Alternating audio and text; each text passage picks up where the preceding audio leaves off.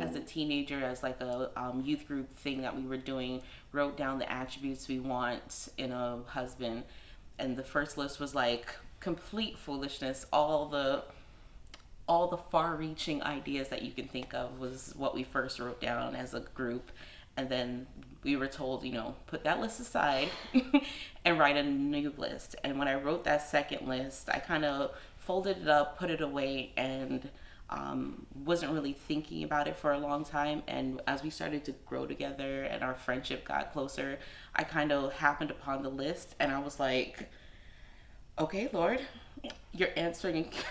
You've answered, because he checked off everything. And so the Lord actually sent someone specifically to me and was like, you know who I have for you? How much compromise there was.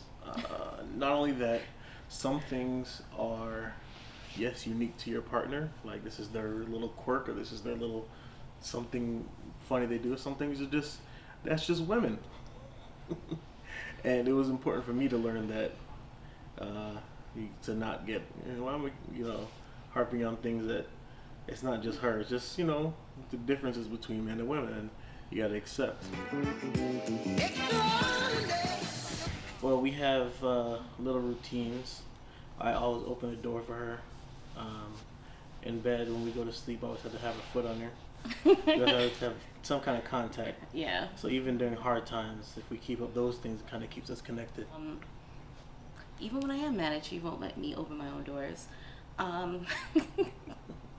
Which, I mean, you can't stay angry and be chivalrous at the same time, so it kind of eases the tension. Our friendship. We started out as friends, and it's gone. It very much started out as friends, and it's never gone away. Whatever. Bathing keeps it fresh. I think we definitely have a habit of seeking out new things to do. Pass by a new restaurant, see something on Instagram, or in her case Pinterest. Hey, I want to try this out. I want to try this out.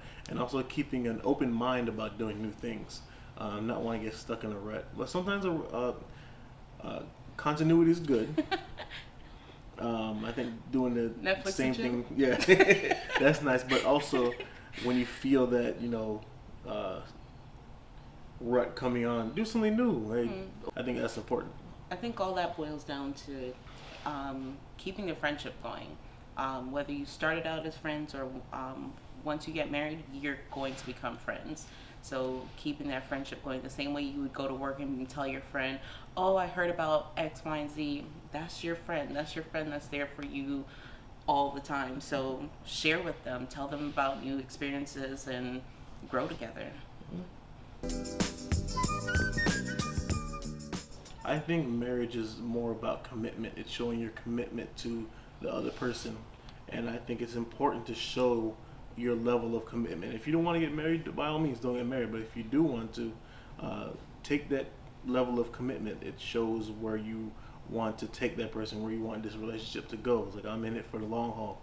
So I think it's, ignoring statistics. Statistics only matter to a group of people. They don't matter to the individual.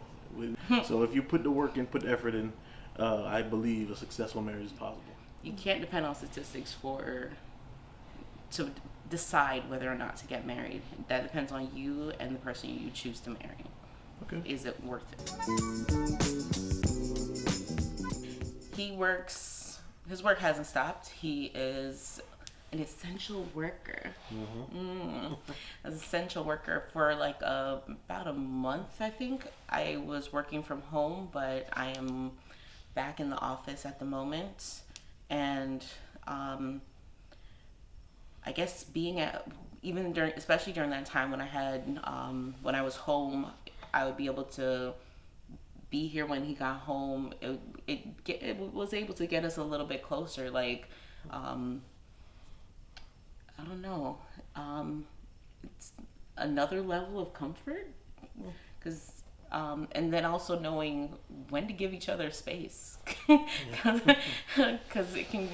it did. There are times when within this pandemic when it gets a little overwhelming, you need a moment to yourself and things like that. So, um, okay, when the sports came back and knowing that this is not your time, this is basketball time, this is football time. Take a seat. No, no.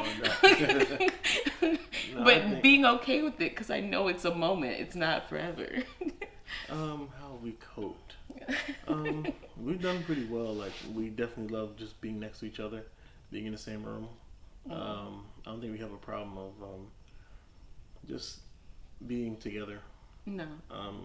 It was kind of cool. Watch a lot of movies. Watched a lot of movies. She actually caught up on a lot of shows that I watched, so we're able to talk the same talk, which is cool. Anime. A lot of anime. Just having her home when I come home is nice. Before it's like I have to wait for her when I'm home. It's like kind of a little okay, she's not here yet. No, let's wait till she gets here. So I come home and she's there. It's nice. Just doing more stuff at home, making food, different foods, finding a way to meet here and have socially distanced event here. It's nice. Made my first pie during the pandemic. So just figuring out ways to make the best out of a bad situation was pretty cool. I guess the other way we coped is comforting each other. We both had losses during this time, and big ones specifically. So seeing how the other grieves and being able to grieve with them and comfort and be there for the other person, that I would say specifically is add some growth to our relationship. Seeing how the other person cares for you, and just being able to care for them as well it's a new experience that we haven't had in that specific way. So it's been difficult, but in terms of the things we've gone through, but it's made us stronger. Black love is the idea of sharing in sameness and this skin color we have here. This skin color has so much history behind it. Hundreds of years of oppression, and the time here in America with this skin color has not been a great one. Mm-hmm. So seeing somebody with that same skin color and identifying and just having an unspoken bond between each other is real nice. I mean, I think it's when we say black love, that's what both of us mean. Black love, right hand, left hand, because you're talking about marriage, so black love. I would have to agree with that. There's a level of communication that you can get between someone who already knows where you're coming from. If I said, oh, you wouldn't believe what happened, and I say it to him, depending on the circumstances and things of that nature, he knows exactly what I'm saying and understands how I may have felt on my side. Something different happens when you're black in certain situations that you can explain to another black person and they comprehend, they can be there, they can empathize with you. Nah, bro, left hand.